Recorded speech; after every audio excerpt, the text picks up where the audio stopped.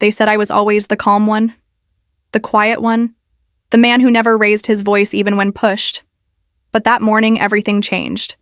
Because standing in front of me was the destruction of the last thing my father ever built with his own hands. A bridge carved from summers of sweat and love. And the HOA decided it was nothing but a hazard. I remember the sound before anything else. Chainsaws biting into wood, the echo bouncing across the lake like a cruel announcement that something sacred was dying. I stepped out of my truck. The smell of sawdust hit me. And then I saw Martha. Perfect hair unmoved by the breeze. Clipboard. Raised like a weapon. Her smile sharp enough to cut deeper than any blade. "Perfect timing, Daniel," she said. Those words burned. She wanted me to know she was in control. She told me the bridge was unsafe. She told me it lowered property values. She spoke like she was doing me a favor. Behind her, the contractors tore apart every joint and plank my father and I had once fitted together with patience and love. That bridge was more than wood. It was the sound of my father's voice teaching me how to measure twice and cut once. It was the quiet evenings when his hands trembled from chemo, but he still insisted on finishing one more section. It was every lesson about doing something right the first time because it might be the last time you get the chance. And now it was vanishing into the lake piece by piece. I stood frozen, my throat locked. Every snap of timber felt like a nail in my chest. Martha kept talking about her marina, about fees and investors, about how I would now have to rent dock space at market rates. Her words were dripping with greed. But I stayed silent. Because sometimes silence is the only way to let someone hang themselves with their own certainty. The truth was clear. This wasn't about safety. Martha wanted control. My father's bridge had given me independence. Direct water access meant my business could survive without her permission. She wanted that gone. And she thought she had won. That night I sat at the water's edge, staring at the floating debris. The current tugged pieces of my father's work downstream like it was erasing him all over again. But then something hit me. The bridge was gone, but the water remained. And water meant power. Someone controlled its level, its flow, its reach. Not Martha, not the HOA. Someone else. The next day, my friend Grant called me to Murphy's bar. Grant knew things. He worked with the Port Authority. He leaned in and told me about the dam. Granite Shore was selling it. Rising costs, environmental headaches. They wanted out fast. If Martha found out, she would buy it. And if she did, she would own the lake itself. I walked home with my head spinning. My father had taught me logistics was about seeing the whole system. Not just one part. The bridge was one part. The lake was the system. The dam was the control point. And control meant leverage. For 3 nights, I barely slept. I drowned in paperwork and filings. I traced every financial record like I was following. Veins to a heart. And the heart was weak. Granite Shore wanted out more than they wanted money. That was my opening. I created a company, Carter Water Management LLC. No one saw my name at first. Just a new entity sliding quietly into position. I kept my hands steady. I signed every document like I was signing a pact with something bigger than myself. 2 weeks later, it was done. I owned the dam, the lake, the lifeblood of Martha's $7 million empire. The irony was brutal. She had smiled at me while she tore my father's bridge apart. And now, without knowing it, she had handed me the power to pull the ground from under her entire kingdom. But even as the papers settled in my hands, I felt the weight of what I had done. Power is heavy. It presses against your chest and whispers that you can use it for good. Or you can use it to destroy. And sometimes the line between the two is almost invisible. Standing at the dam for the first time, I placed my hand on the steel valves. They were cold, unmoving, waiting. With a single decision, I could change everything Martha believed she controlled: boats, mansions, property values, dreams built on the water. All of it balanced on metal gates that now answered to me. And in that moment, I heard my father's voice. Quiet, firm, do it right the first time. Some things are worth doing right. I didn't know if he would have called this revenge or justice, Maybe it was both. But I knew one thing for certain. Martha had started a war when she ripped my father's bridge from the water, and I had just taken the only weapon that mattered. Everyone thought the HOA meetings were boring. Rows of folding chairs, the smell of coffee gone cold, people whispering about lawn rules and trash schedules. But that night the room buzzed with something darker, because Martha had called for a full community meeting, and I knew she was going to put me on trial. The moment I walked in, the air shifted. Eyes followed me, judging, measuring, waiting. Martha stood at the front like a politician in her prime. A smile painted on her face. A smile that said she already believed she had won. Before we get to business, she began, I want to address the unfortunate situation with the bridge. My bridge, my father's bridge. She gestured toward me like I was evidence of a crime. Daniel. Carter has been operating a commercial logistics business from his property without proper oversight, she announced. Her tone grew sharper. His wooden bridge was unsafe. It gave him unfair advantage. It undermined our community's standards. Her words twisted truth into poison. My father had built that bridge with his own hands. For 30 years, our business served the lake without complaint. Yet now, in front of neighbors and cameras, she painted me as the villain. I watched people nod, not because they believed her, but because fear makes people easy to sway. Martha was offering them a dream. A marina, 40 slips, restaurants, higher property values. She painted pictures of money falling from the sky. All she asked in return was loyalty. And money. I could feel my fists clench. Every rendering on that screen was another nail in her scheme. She was asking families to mortgage their futures so she could play Queen of the Lake. I kept silent, but inside I was burning. Then she revealed her crown jewel. July 14th. An exclusive investor showcase. Guided tours of $7 million homes. Professional drone footage. Perfect lighting at 10 in the morning. She spoke as if the future was already carved in stone. Investors would come. They would see pristine water. They would hand over millions. The crowd applauded. Some with excitement, some with doubt. I saw the cracks. But Martha did not. She believed her grip on the lake was unbreakable. When the meeting ended, she walked straight to me. That smile again, cold, empty.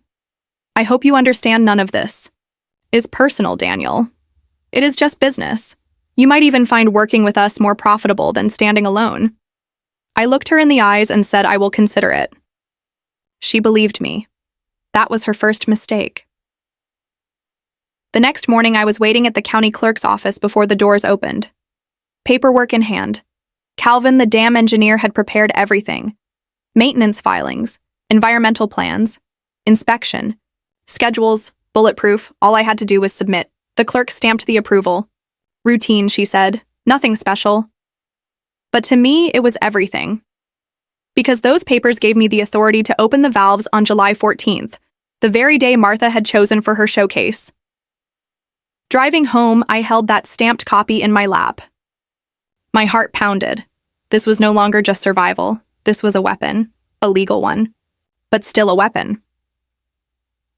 That afternoon, Susan, the HOA lawyer, called, her voice tight, accusing. Mr. Carter, why did you file this maintenance schedule? Do you realize the timing? She tried to sound confident, but I could hear the crack, I explained calmly. Routine inspection, state oversight, environmental compliance, nothing unusual. She threatened an injunction. I asked on what grounds, preventing lawful infrastructure maintenance. Her silence was louder than any threat. After she hung up, I sat, back in my chair. The weight of it pressed against me. I was about to drain the lake on the exact morning Martha needed it full. Her investors would arrive expecting glassy blue water. Instead, they would find mud flats and stranded boats. It felt like justice. It felt like revenge. It felt dangerous. That night, I returned to the dam. The control room smelled of oil and steel. Massive wheels and levers waiting like sleeping giants. With a single turn, I could lower the water. The power was terrifying. And exhilarating. I imagined Martha's smile vanishing as investors walked away from dead waterfronts. I imagined news crews filming empty docks. I imagined her empire collapsing under the weight of her arrogance. But then my father's voice echoed in my head. Do it right the first time. Was this right? Was this justice? Or was I crossing into something I could never come back from? I stared at the gauges, the silence heavy, my reflection staring back at me in the glass. I realized the question wasn't whether I could do it. The question was whether I would, and as the clock ticked toward July 14th, I already knew my answer. The morning sun rose heavy with silence, but inside me there was only noise, a storm of questions. Was I really ready to cross this line? Was I ready to turn a maintenance schedule into a weapon sharp enough to cut an empire? 3 days until July 14th, Martha's grand showcase. She thought she was unstoppable. She thought the lake bent to her will. But I knew better now. The dam was mine, the valves were mine, the water was mine. And all her $7 million dreams balanced on what I decided to do next. At night, I sat with Calvin the engineer. He spread blueprints across my desk. His fingers traced the outlines of steel gates and pressure channels. Every mark was precision. Every line was control. With a simple sequence, the lake could be lowered by feet, exposing docks, stranding yachts, turning Martha's showcase into a wasteland. I listened, nodding, asking questions. But the truth was, I already understood. Logistics was in my blood. My father had built me to see systems, to find their weak points, to pull the right lever at the right moment. Calvin warned me about paperwork, about monitoring, about keeping every step within regulations. He had no idea how much that warning comforted me. Because I wanted this to be clean, legal, untouchable. Martha would not be able to fight me in court. She would drown in her own arrogance. But even as I planned the timing, even as I filed each report, doubt lingered. Revenge burns bright. But it leaves ashes. And I wondered if I was building a fire I could never put out. The night before the operation, I walked to the edge of where my father's bridge had once stood. The water moved softly, carrying memories I could almost touch. I closed my eyes and heard his voice. Steady, patient. Daniel, some things are worth doing right the first time, I whispered back. I am doing it right, Dad. I promise. Then the morning came. 5:30 a.m. The air was cool, the horizon painted with pale orange light. Calvin stood beside me at the dam, clipboard in hand, his calm voice reciting steps like a pilot before takeoff. Each checkmark echoed in my chest. Once we began, there would be no turning back. He nodded. Ready. I gave the word. The steel groaned as the valves opened. At first, just a whisper of water, then a rush, a roar, a surge like the heartbeat of the earth itself. The lake began to drop. Slowly, steadily, irreversibly. By 8 a.m., it had fallen 2 feet. The first boats began to tilt awkwardly in their slips. Property owners came outside rubbing their eyes, confusion written on their faces. By 9 a.m., the drop was 4 feet. Expensive yachts leaned sideways on mud. Docks jutted out like skeletons reaching for water that was no longer there. I checked my watch. 10 o'clock was coming. The very moment Martha's photographers would expect shimmering reflections of million-dollar homes. Instead, they would capture emptiness. The truth of control. The truth she had ignored. I drove down toward the waterfront. I wanted to see it with my own eyes. And what I saw was chaos. Investors in sharp suits stood on muddy banks shouting questions Martha could not answer. Phones raised, snapping pictures of disaster. Yachts stranded like dead whales. Lawns stretching out to cracked mud instead of blue water. I saw Martha's face, pale, tight, her perfect hair fraying in the breeze. She tried to explain. Temporary maintenance, she said. Nothing to worry about, she said. But her words cracked against the reality in front of them. The investors did not believe. One by one, they walked away. Their luxury cars kicking dust down the road. I sat in my truck watching from a distance, my chest heavy, my stomach knotted. A cold satisfaction spread through me. She had destroyed my father's bridge. and now her empire was sinking into mud. But beneath the satisfaction was something else, a shadow of doubt. Because as her investors fled, as news crews filmed stranded boats, I wondered if I had crossed too far, if justice and revenge were now the same thing, still. The valves were open, the water was gone, the showcase was finished, and Martha's world was collapsing, and there was no way back. By 10:30 that morning, the news trucks had arrived. Cameras rolled as furious homeowners stood knee-deep in mud where boats once floated. One man shouted that he had paid $3 million for waterfront living. Now all he had was a stranded yacht and a shoreline that looked like a construction site. The reporter nodded with sympathy while her camera drank in every frame of disaster. Martha tried to control the scene. She waved her arms. She promised quick recovery. She told them everything would return to normal, but her voice trembled. Her smile cracked, and the crowd knew she was not in control anymore. I stayed back in my truck watching it unfold. The HOA president who had smiled at me while my father's bridge was destroyed now stood trapped in the ruins of her own empire. Investors slammed car doors and drove away. Real estate agents canceled showings. Phones rang with panic, and the lake that had once been her greatest asset had turned against her. By evening, an emergency HOA board meeting was called. The clubhouse swelled with angry residents. News crews waited outside like vultures. Inside, the air was heavy with rage, fear, and betrayal. Martha entered looking nothing like the queen of the lake. Her perfect hair was tangled, her power suit rumpled, her face pale. She called the meeting to order, but the authority in her voice was gone. She tried to explain that the water level drop was unexpected maintenance, that the community was still secure, that their investments were safe. But the homeowners erupted. They demanded answers. Why had she not known about the dam schedule? Why had the lawyer failed to stop it? Why had millions in property value been put at risk without warning? Her eyes darted around the room, desperate for allies, but the faces staring back were cold, angry. No one was nodding now. The same people who had clapped at her promises were now sharpening their questions like knives. She tried to shift blame. She pointed at me. She called me reckless, dangerous, a saboteur hiding behind legal paperwork. She painted me as the villain again. But this time the crowd did not follow. This time they demanded proof. So I stood. Slowly. Every eye turned toward me. The silence cut deep. I held up the stamped documents, the state approvals, the engineering, reports, routine maintenance, I said.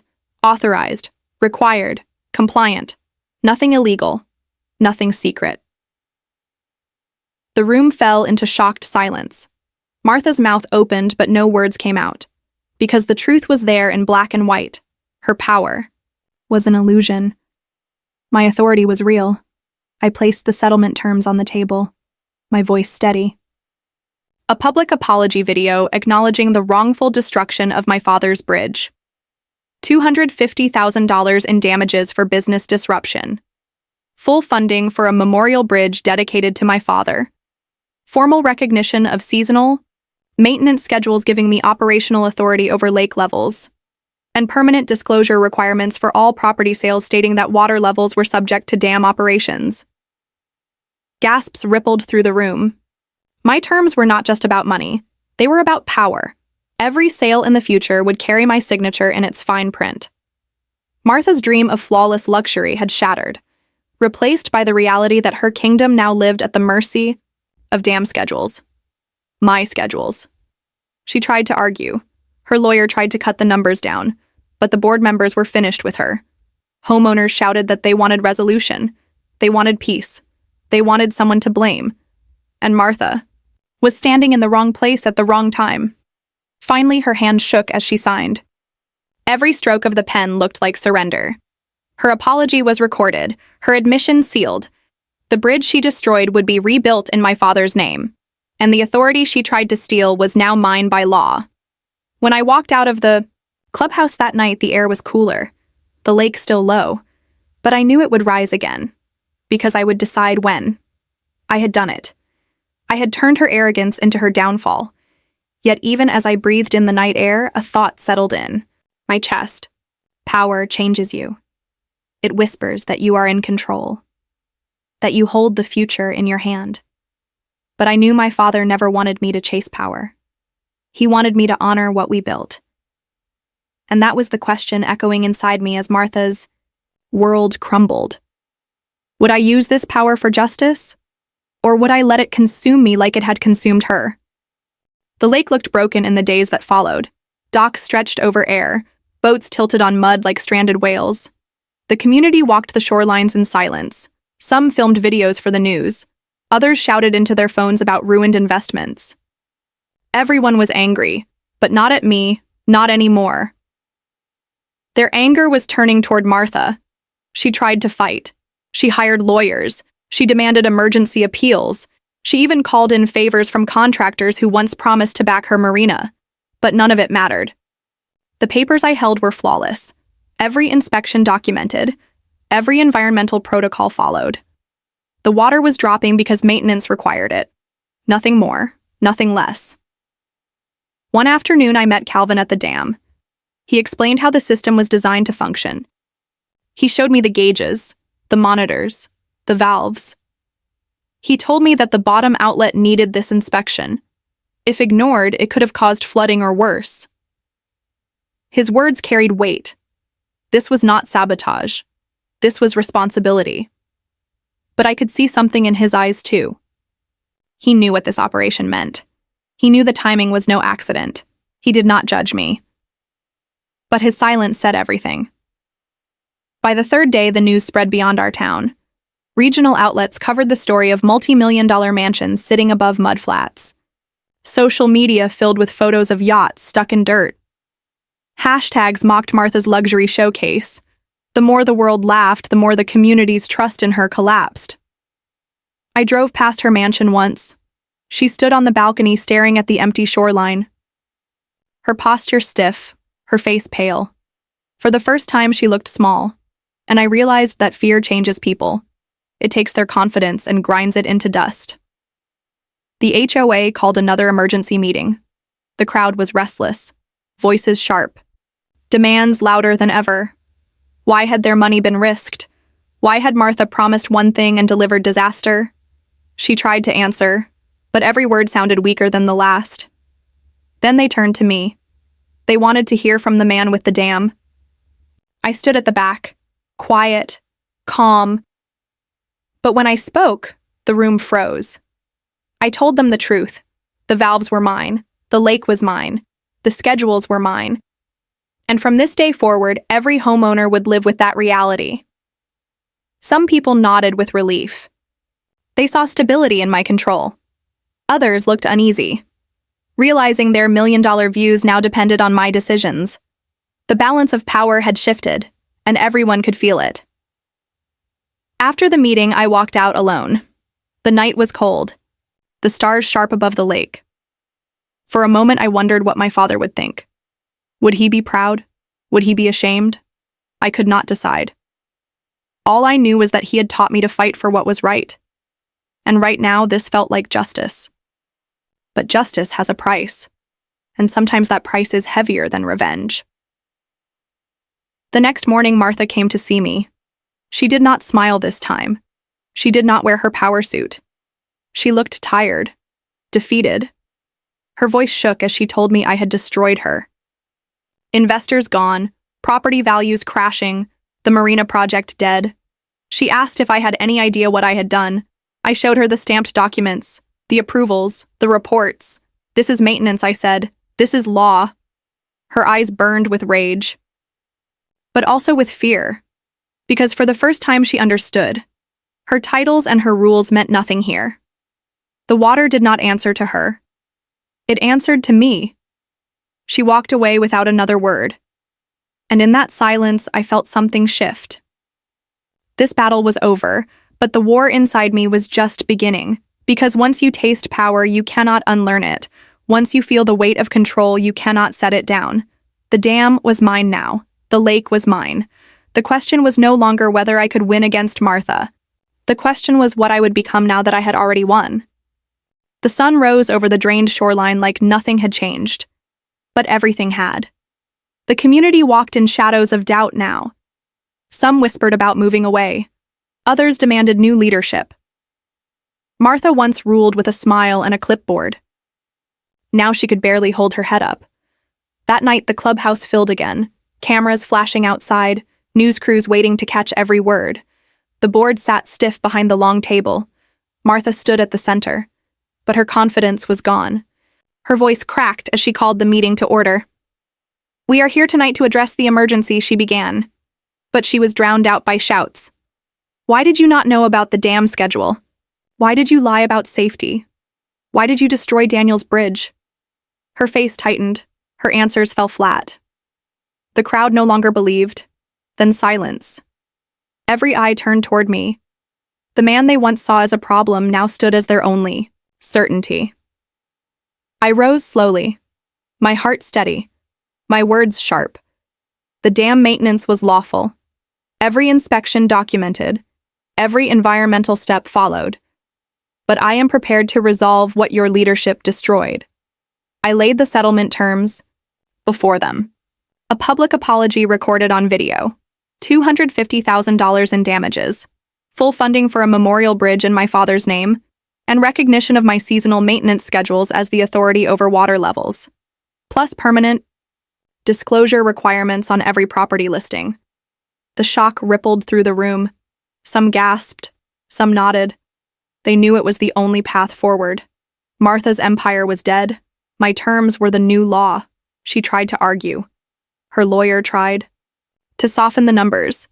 But the board was finished with her. They pushed the papers across the table. Her hand trembled as she signed. Each page, another piece of her power crumbling. The apology video was filmed, her voice hollow, her smile gone. She admitted fault. She admitted overreach. She admitted everything. The news crews caught every second. By morning, her confession spread online. Thousands of views, comments pouring in. Some cheered, some mocked, but all of them saw the truth. The queen of the lake had fallen, yet as I stood outside the clubhouse that night, the victory felt heavy. The lake shimmered under moonlight. The valves waited at the dam, and I realized I was now tied to this water forever. I had turned Martha's arrogance into her ruin. But what had it turned me into? Weeks passed. The settlement money funded construction of the Carter Senior Memorial Bridge. Calvin worked with artisans to shape every joint and beam with precision. It rose across the channel stronger than before. A tribute to my father. A scar healed with craftsmanship and pride. The community gathered to watch the first planks laid. Their voices softer now. Respectful. Some shook my hand. Some apologized for believing Martha's lies. Mrs. Henderson from 2 houses down said quietly, "Your father would be proud of you, Daniel. We should have stood by you sooner." For a moment, I felt peace. The kind of peace you find when justice finally breathes. But peace does not last. Not when power still hums in your hands. Because one evening Calvin came to me with news. Martha had been reaching out to dam engineers before the collapse. She had planned to buy the dam herself after the showcase. She wanted total control of the lake. Her dream had been larger than anyone realized. Hearing that chilled me.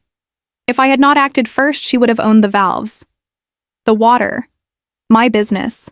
The community. Everything. She would have held us all in her grip. I stood on the dam that night alone. The steel cold under my hands, the water below moving with relentless force. I thought about my father, about Martha, about myself. Power is a current, strong, unforgiving. Once you step into it, you cannot fight it. You can only decide how to steer. The bridge was being rebuilt. The community was healing. But I knew the war for control was far from over, because once people taste the idea of power, they always come back for more. And I could feel it. Martha was not finished. The lake had begun to rise again, slowly, carefully, the valves turning under my watch.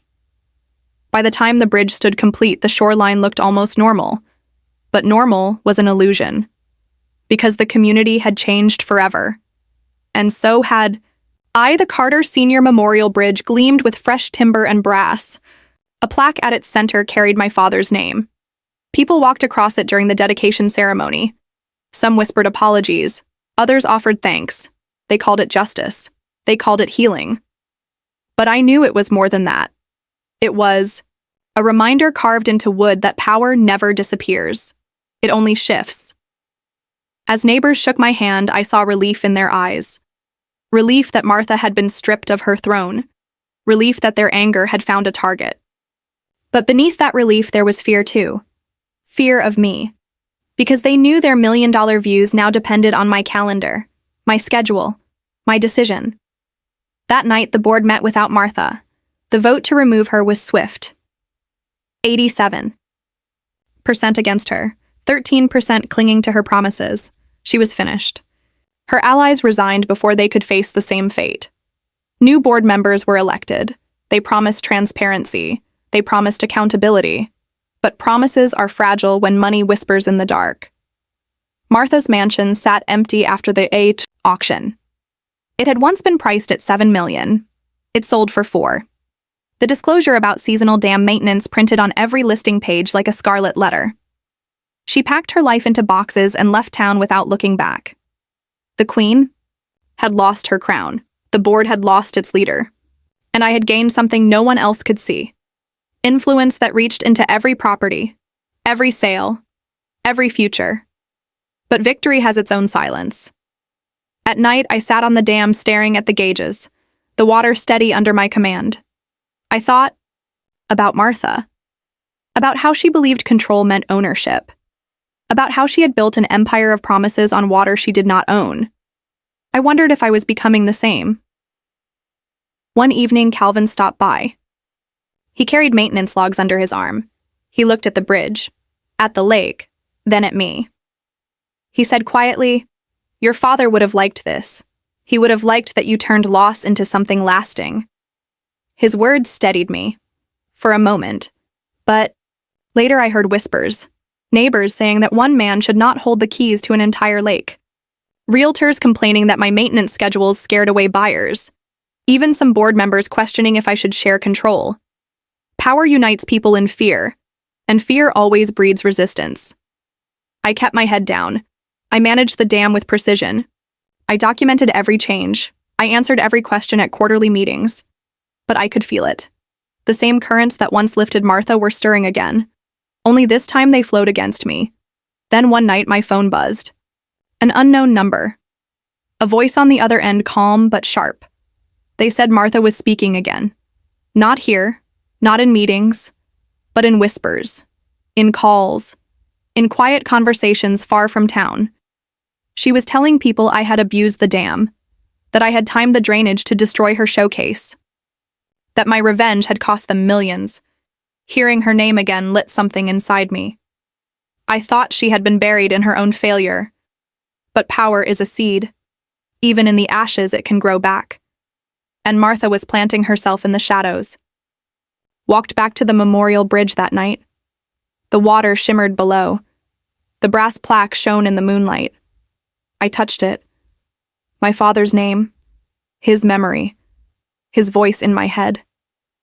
Daniel, some things are worth doing right the first time. But what if doing it right meant standing against her again?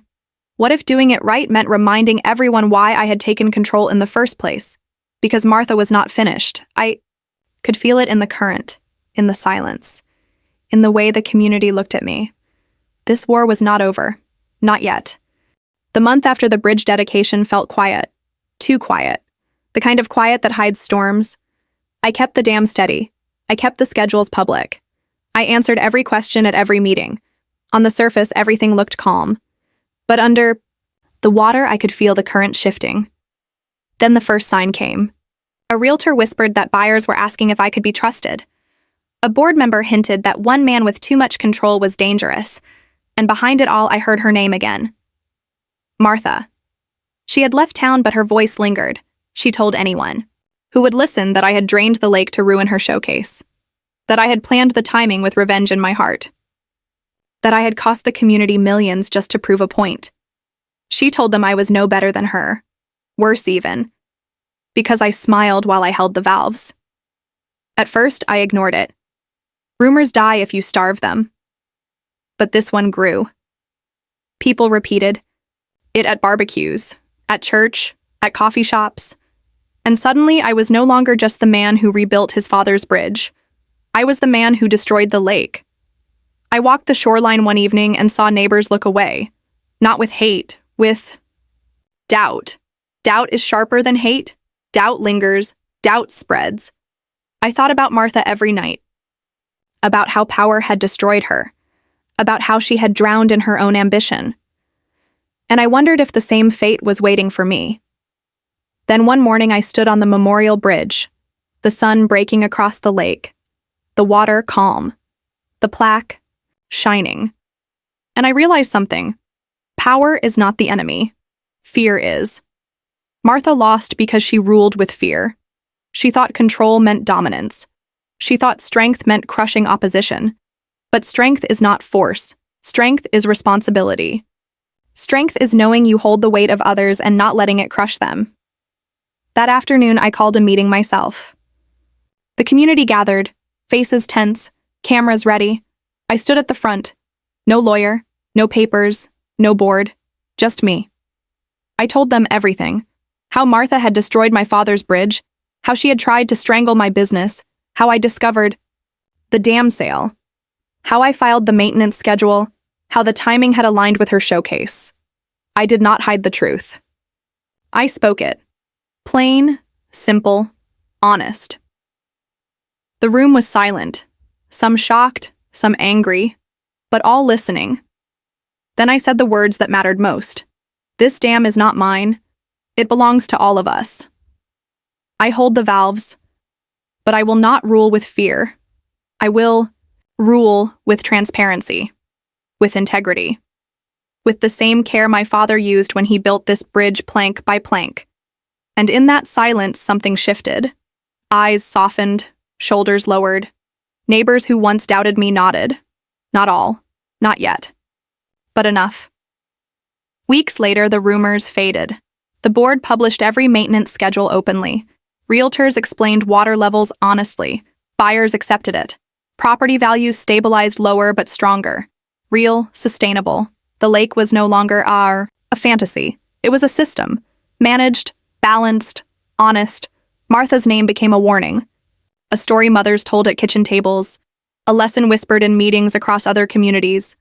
Do not chase power for yourself. Do not forget the systems that hold you up. Do not underestimate the quiet man who sees the whole picture. And me. I stood again on the memorial bridge as the sun sank over the lake. The wood warm beneath my hands. The water flowing steady under the valves. My father's name gleaming on brass. For the first time, I felt peace. Not the cold satisfaction of revenge. Not the heavy weight of control. Real peace. Because I knew I had done it right. I had honored his memory. I had turned destruction into creation. And I had taught this community that dignity is not found in power. It is found in responsibility. The lake shimmered gold as the evening closed, and I knew the fight was over. Not because Martha was gone, not because I held the dam, but because the truth had settled like water finding its level, balanced, enduring, strong. Sometimes victory is not about crushing your enemies. Sometimes victory is about building something that lasts long after the noise has faded, and my father's bridge would last.